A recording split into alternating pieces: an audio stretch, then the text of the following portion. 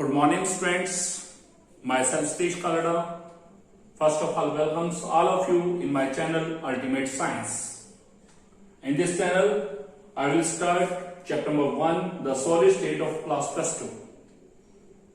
For your kind information, I will also use Hindi for your convenience for explaining my topics. So, my first topic is solids and its characteristics. बच्चे आपने plus 1 class के अंदर matter के बारे में पढ़ा. Matter क्या होता है हमने पढ़ा. Anything which occupies space, has mass and whose presence can be felt by any of our five senses, this is called matter. और आपने वहां मैटर की 3 स्टेट्स पढ़ी. One is solid state, second liquid state, third is gaseous state. और जैसा आप देख रहे हैं हमारा चैप्टर ही क्या है, द सॉलिड स्टेट. तो यहां हम सॉलिड्स के बारे में डिटेल में पढ़ेंगे. तो first of all, what is solid and what are its characteristics? First point, they have definite shape. It means their shape is fixed. आप उनकी पोजीशन को चेंज करिए, लेकिन जो शेप शुरू में है वही की वही शेप रहेगी, यानी कि आप उसकी शेप को चेंज नहीं कर सकते. Second thing, all the solids have definite volume. क्योंकि सॉलिड्स का मास फिक्स है, डेंसिटी फिक्स है. तो डेंसिटी क्या होता है, मास अपॉन वॉल्यूम. तो सेम वैसे वॉल्यूम क्या रहेगा, वो भी फिक्स रहेगा. Third thing, constituent particles are tightly packed.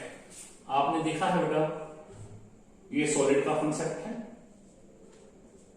If these circles represent constituent particles, then these constituent particles are tightly packed. Tightly packed mean they have no vacant spaces या little bit vacant spaces. Constituent particles are tightly packed. Next one is strong forces of attraction between constant particles. जब constant particle एक दूसरे के बिल्कुल close हैं, तो इसका मतलब उनके बीच में डिस्टेंस कैसा है, नेग्लिजिबल है. Distance between constant particle negligible है. तो वहां पर फोर्सेस ऑफ अट्रैक्शन क्या होंगी, बहुत ज्यादा स्ट्रॉन्ग होंगी. क्योंकि केमिस्ट्री के अंदर फोर्सेस ऑफ अट्रैक्शन और डिस्टेंस ये दोनों एक दूसरे के हमेशा इनवर्सली प्रोपोर्शनल हैं. कि यदि डिस्टेंस ज्यादा होगा तो फोर्सेस वीक, और डिस्टेंस यदि कम है तो फोर्सेस स्ट्रॉन्ग होंगी. और यहां डिस्टेंस कैसा है, ना के बराबर है. तो इस वजह से फोर्सेस ऑफ अट्रैक्शन क्या होंगी, बहुत ज्यादा strong. Next, solids are generally incompressible. आपने प्लस 1 क्लास में पढ़ा कंप्रेसिबिलिटी के बारे में. कंप्रेसिबिलिटी वर्ड बना किससे है, कंप्रेस करने से.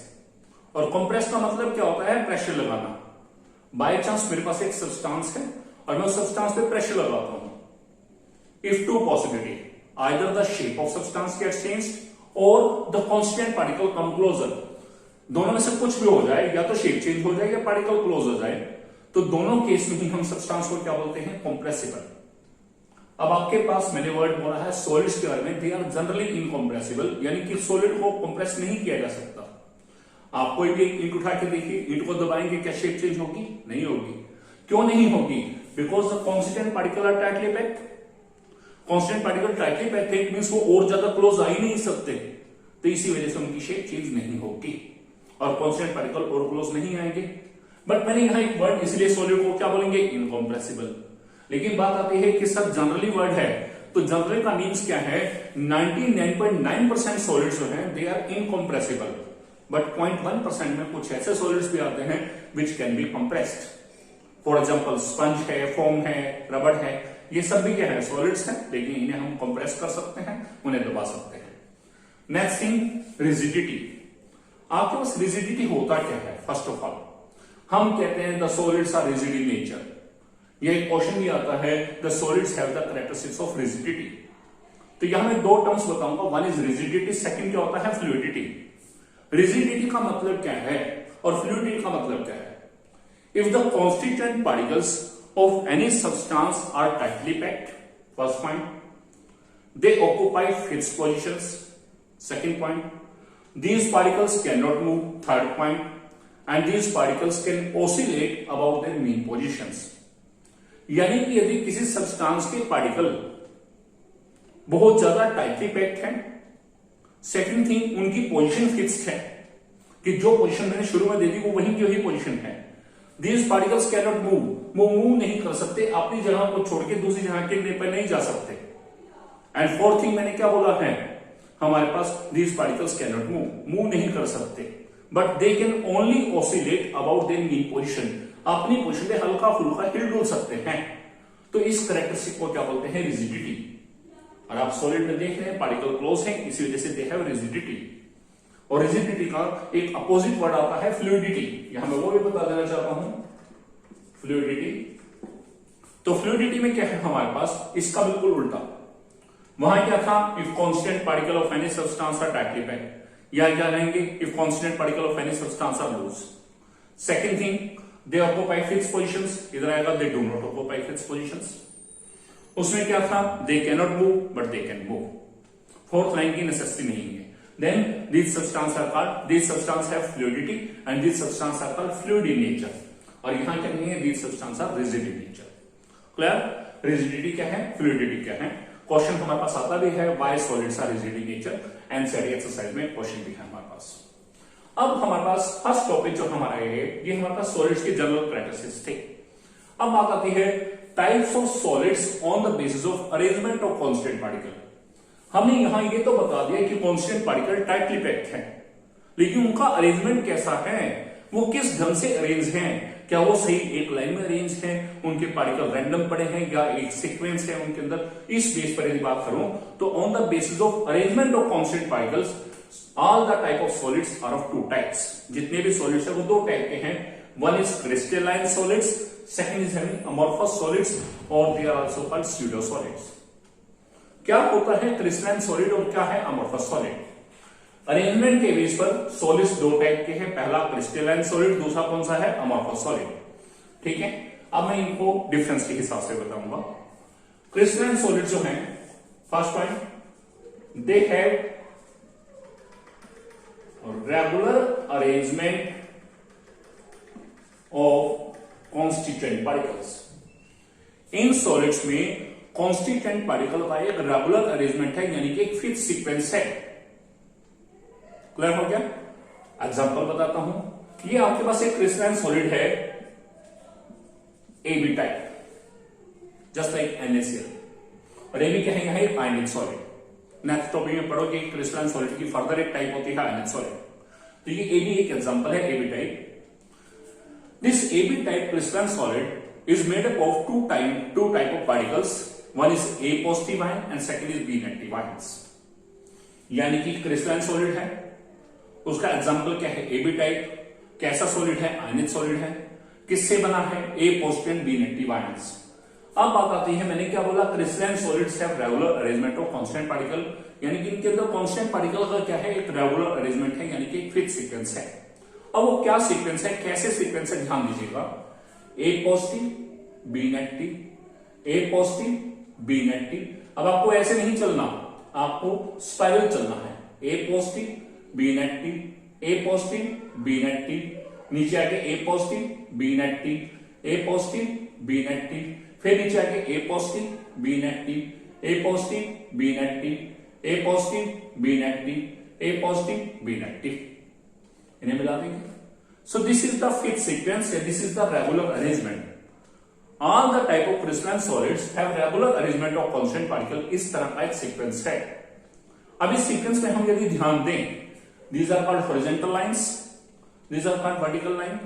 आप किसी भी लाइन को चूज कीजिए, मान लो ये लाइन चूज कर दी आपने हॉरिजॉन्टल, तो आप क्या देखेंगे, यदि कहीं भी B नेगेटिव है तो नेक्स्ट कौन सा होगा, A पॉजिटिव, और यदि कहीं A पॉजिटिव है तो उससे नेक्स्ट कौन सा होगा, B negative. B negative A positive, B negative A positive. अब वर्टिकल में कोई भी लाइन ले ले, मान लो ये ले ली, A positive B negative, A positive B negative. यानी कि वर्टिकल जाए चाहे हॉरिजॉन्टल जाए, A पॉजिटिव के बाद हर जहां क्या आ रहा है, B नेगेटिव, और B नेगेटिव के बाद हर जहां क्या आ रहा है, A positive. So this is the regular arrangement of constant particles. Amorphous solids में they have irregular arrangement of constant particles. इनके अंदर कांस्टेंट पार्टिकल का इरेगुलर अरेंजमेंट है। इरेगुलर अरेंजमेंट मीन यहां फिक्स सीक्वेंस नहीं है। हो सकता है A positive B negative, A positive B negative चल रहा है, लेकिन थोड़ी सी दूर जाने पर A positive A positive A positive B negative B negative A positive B negative कुछ भी आ सकता है। Clear. First point regular arrangement, this is having irregular arrangement. Second point, crystalline solids have long range order. अब बात आती है long range order क्या होता है, ध्यान दीजिएगा। लॉन्ग रेंज ऑर्डर का मतलब क्या है कि यदि हम एक पूरी 3 डायमेंशनल स्ट्रक्चर को लेके चले तो 3 डायमेंशनल स्ट्रक्चर के अंदर कांस्टीट्यूएंट पार्टिकल का यही सीक्वेंस एज इट इज चलता रहेगा, इस सीक्वेंस में कुछ बदलाव नहीं होगा। दोबारा बता देता हूं, मैंने बोला क्रिस्टलाइन सॉलिड्स में they have long range order. Long range order का मतलब क्या है कि आपने एक क्रिस्टलाइन सॉलिड के अंदर जो अरेंजमेंट देखा पूरे के पूरे क्रिस्टलाइन सॉलिड में वही का वही अरेंजमेंट रहेगा, उसमें कुछ भी बदलाव नहीं आएगा। यानी कि यदि मैं इस बोर्ड पे स्टार्टिंग से शुरू करूं, ए पॉजिटिव बी नेगेटिव, ए पॉजिटिव बी नेगेटिव, ए पॉजिटिव बी नेगेटिव, ए पॉजिटिव बी नेगेटिव, ए पॉजिटिव बी नेगेटिव, इस तरह से सीक्वेंस चलता रहेगा, चाहे मैं नीचे जाऊं, चाहे मैं ऊपर जाऊं, चाहे डायरेक्ट जाऊं। Clear? They have long range order. इधर जाएंगे शॉर्ट रेंज ऑर्डर। अब यहां अमॉर्फस सॉलिड जो है they have short range order. Short range order का मतलब क्या है, इन सॉलिड्स के अंदर अरेंजमेंट जो है थोड़े से डिस्टेंस तक तो सेम रहेगा, लेकिन उसके बाद जाके अरेंजमेंट में चेंज आ जाएगा। अब यहां एक छोटी सी टर्म भी आती है कि हमारे पास अमॉर्फस सॉलिड में शॉर्ट रेंज ऑर्डर है, इट मींस उनमें थोड़ी सी दूरी तक अरेंजमेंट सेम है, उसके बाद जाके चेंज हो जाता है। तो उस छोटे सी दूरी तक, ये कहें उस छोटे से पार्ट जहां तक अरेंजमेंट सेम है या जहां तक अरेंजमेंट रेगुलर है, उस छोटे से पार्ट को हम क्या बोलते हैं, क्रिस्टेलाइट। क्या बोलते हैं उसे? क्रिस्टेलाइट। सो क्रिस्टेलाइट क्या होगा? The small portion of any amorphous solid which is having regular arrangement. तो अमॉर्फस सॉलिड के अंदर वो छोटा सा पोर्शन जिसमें रेगुलर अरेंजमेंट है, उसे हम यहां एक वर्ड नाम देते हैं, दिस इज कॉल्ड क्रिस्टेलाइट। ये वर्ड आएगा हमारे पास। Next point, crystalline solids have sharp melting point. जितने भी क्रिस्टलाइन सॉलिड्स हैं उनका मेल्टिंग पॉइंट शार्प है। शार्प का मतलब क्या है? उनका मेल्टिंग पॉइंट फिक्स है। जैसे मैंने ये भी कह दिया 90.8 डिग्री सेल्सियस, इसका मतलब एग्जैक्टली 90.8 पे ही मेल्ट होगा, ना उससे पहले होगा, कहीं भी उससे पहले 0.1 पहले भी नहीं होगा। जबकि दे मेल्ट ओवर ए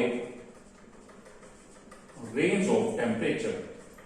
यहां टेम्परेचर की रेंज चलती है, जैसे आ गया 60 से 70 डिग्री सेल्सियस।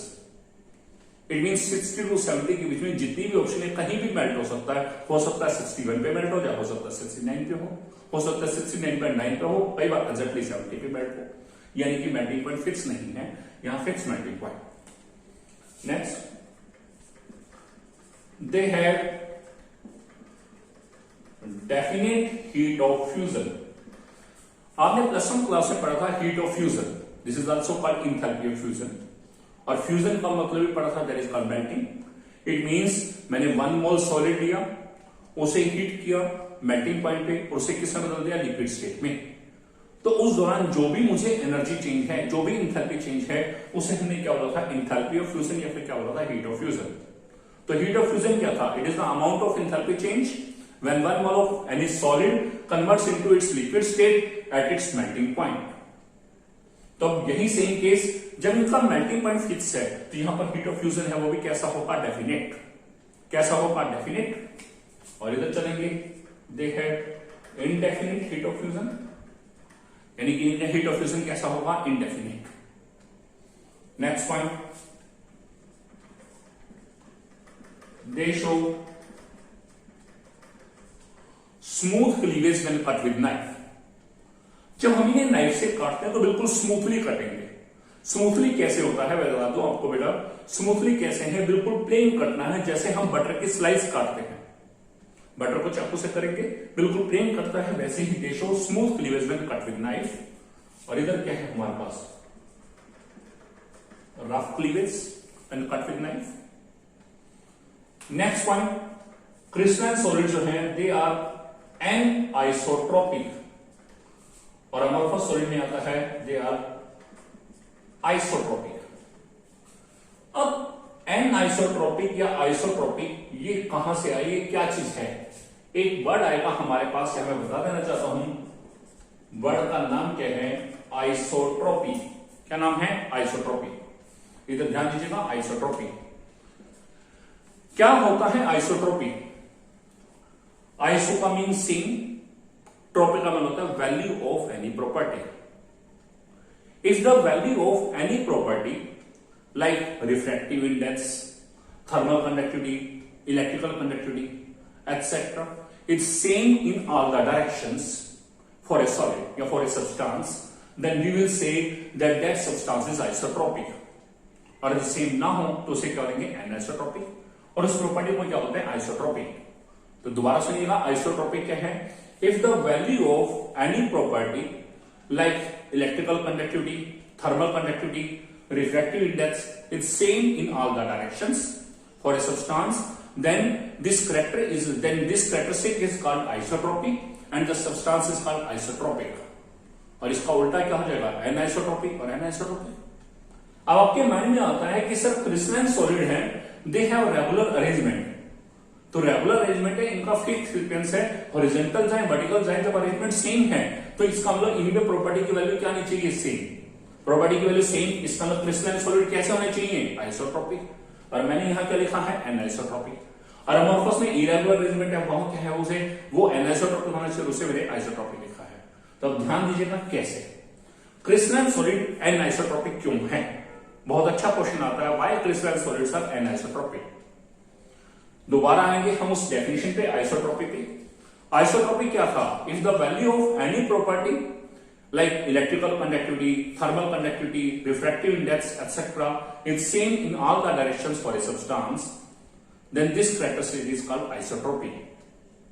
इसका मतलब सेम आना चाहिए, लेकिन मैंने वर्ड क्या बोला? all the directions। जब हम बात करते हैं all the directions, तो मुझे बताइए क्या वहां सिर्फ हॉरिजॉन्टल चलेगा या वर्टिकल चलेगा या कुछ और भी? जब हम all the directions कहते हैं तो उसमें हॉरिजॉन्टल भी देखा जाता है, वर्टिकल भी देखा जाता है, इवन डायगोनल भी देखा जाता है। तो आप जरा डायगोनल चेक कीजिए, ए positive, A positive, A positive, A positive, क्या डायगोनल में वो अरेंजमेंट आया?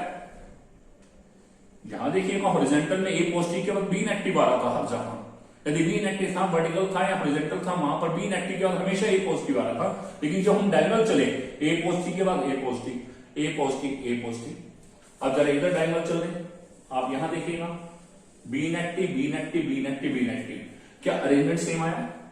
अरेंजमेंट सेम नहीं आया, इसका मतलब इसके अंदर प्रॉपर्टी की वैल्यू क्या होगी? सभी डायरेक्शन में सेम नहीं होगी। इसका मतलब ये सब्सटेंस कैसा होगा? एनाइसोट्रोपिक। कैसा होगा? एनाइसोट्रोपिक। इसलिए क्रिस्टलाइन सॉलिड क्या है? एनाइसोट्रोपिक। अमोर्फस सॉलिड जो है दे आर आइसोट्रोपिक, क्योंकि उनके अंदर एवरेज के हिसाब से देखा जाता है। वहां पर यदि हम एवरेज देखते हैं तो उस केस में all the values are same in the value of any property is same in all the directions. इसकी ज्यादा डिटेल हमारे पास नहीं है, यहां इसके बारे में होता है। Next, crystalline solids are true solids, और अमोर्फस सॉलिड में कहेंगे they are pseudo solids. Crystalline solid जो है they are true solids. True का मतलब क्या है? सच्चे सॉलिड्स। अमोर्फस सॉलिड्स में क्या बोला? They are pseudo solid. अब स्यूडो सॉलिड क्या है? याद कीजिए अपने 9th क्लास के अंदर एक अमीबा के बारे में पढ़ा था, और आप जानते हैं अमीबा के अंदर फॉल्स फीट होते हैं, उन्हें क्या बोलते हैं? स्यूडोपोडिया। क्या बोलते हैं? स्यूडोपोडिया। ठीक है, इस अमीबा के फॉल्स फीट को बोलते हैं स्यूडोपोडिया। इसमें स्यूडो का मतलब क्या होता है? फॉल्स फीट, यानी कि झूठे पांव। तो इसमें स्यूडो सॉलिड यानी कि झूठे सॉलिड। आपके माइंड में आता है सर ये ट्रू सॉलिड, ये सच्चे सॉलिड है, ये झूठे सॉलिड है, ये क्या कंसेप्ट है सर झूठ का? तो ध्यान दीजिएगा, ट्रू सॉलिड का मतलब क्या है? Crystalline solids have all the characteristics which are generally present in any solid. किसी भी सॉलिड के अंदर जो कैरेक्टरिस्टिक जनरली प्रेजेंट होती हैं क्रिस्टलाइन सॉलिड में, वो सारे के सारे कैरेक्टरिस्टिक्स पाए जाते हैं। जबकि अमोर्फस सॉलिड जो है दे आर स्यूडो सॉलिड, इनके अंदर एक आधी कैरेक्टरिस्टिक ऐसी होती है जो लिक्विड या गैस वाली होती है, वो पाई जाती है, या कहीं इनमें सारी की सारी कैरेक्टरिस्टिक सॉलिड वाली नहीं होती, कुछ एक कैरेक्टरिस्टिक लिक्विड या गैस वाली भी आ जाती है, इसी वजह से इन्हें बोलते हैं स्यूडो सॉलिड। अब यही क्वेश्चन भी है हमारे पास, इसे स्यूडो सॉलिड बोलते हैं। दूसरा एक नाम और भी है, सुपर कोल्ड लिक्विड। हमारा एनसीईआरटी में क्वेश्चन भी है, why glass is considered as super cold liquid, और ये क्वेश्चन इस ढंग से पूछा जा सकता है, why window panes of all buildings become thicker at the bottom. ध्यान से समझिएगा, ग्लास को सुपर कोल्ड लिक्विड क्यों बोलते हैं जबकि है तो सॉलिड। और दूसरी तरह से ये क्वेश्चन ऐसे पूछा जाता है कि ओल्ड बिल्डिंग जो हैं, पुरानी जितनी भी इमारतें हैं, उनके विंडो पेन्स में जो शीशा लगा हुआ है वो it will become thicker at the bottom. कभी भी आपको हम ये कहें कि किसी भी हिस्टोरिकल प्लेस पे विजिट करने का मौका मिले, किसी किले में विजिट करने का मौका मिले, किसी इमारत पे जाने का मौका मिले, यदि आप वहां पर देखें खिड़कियों के अंदर शीशा लगा हो तो जरा उसे टच करके देखिएगा, नीचे से वो शीशा मोटा होगा और ऊपर से शीशा पतला होगा। कम से कम भी 1000-2000 साल पुरानी जरूर होनी चाहिए। अब बात आती है कि क्या सर उस समय किसी ने ध्यान नहीं किया था शीशे की मोटाई की ओर? ऐसा नहीं है, उस समय ध्यान दिया था, लेकिन उस समय शीशा कैसा था? बिल्कुल सही था, सभी जहां से मोटाई उसकी बराबर थी। लेकिन अब क्या है वो at present the window panes of old building become thicker at the bottom. अब क्वेश्चन आता है why. We know glass is a solid, but in case of glass the constituent particles have tendency to flow from top to bottom. Glass के अंदर particles जो हैं उनमें tendency है कि वो टॉप टू बॉटम फ्लो करते हैं very slowly, and this characteristic is called fluidity. और इस कैरेक्टरिस्टिक को हम क्या बोलते हैं? फ्लूइडिटी। और ये फ्लूइडिटी कैरेक्टर जो है it is observed in case of liquids और गैसेस। इसका मतलब क्या है? ग्लास एक सॉलिड है, लेकिन उस सॉलिड के अंदर सॉलिड होने के बावजूद कुछ ऐसे गुण हैं, कुछ ऐसे कैरेक्टरिस्टिक्स हैं जो लिक्विड या गैस वाली भी पाई जा रही है। इसी वजह से ग्लास को हम क्या बोलते हैं? स्यूडो सॉलिड, या दूसरा नाम क्या बोलते हैं? Super cold liquid. और यही इसका रीजन है। तो आपके ऐसे क्वेश्चन आता है तो आप बताएंगे we know glass is a solid but the constant particles of glass have tendency to flow from top to bottom very slowly, and this characteristic is called fluidity, and this characteristic is observed in case of liquids or gases. That's why glass is called super cold liquid, or it is also known as the pseudo solid. Clear? और हमारे पास ये चीज भी हो गया, and that's why window panes of old building becomes thicker at the bottom. Second question. अब यहां मैं आपको एग्जांपल भी बता दूं एक बार यहां पे।